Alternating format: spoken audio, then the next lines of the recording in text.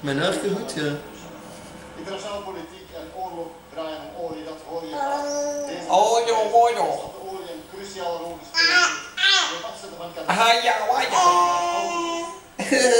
Levensbelang is voor de toekomst van de Dus zijn dit keer weg?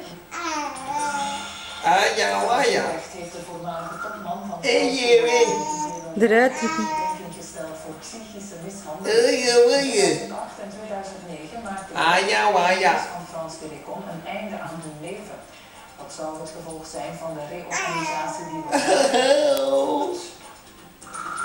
In Mexico hertelt de kiescommissie meer dan de helft van de stemmen van de presidentsverkiezingen.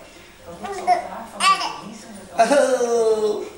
De verkiezingen werden gewonnen door Enrique Peña Nieto, maar op Toch zijn tut. Geef zijn tut maar terug.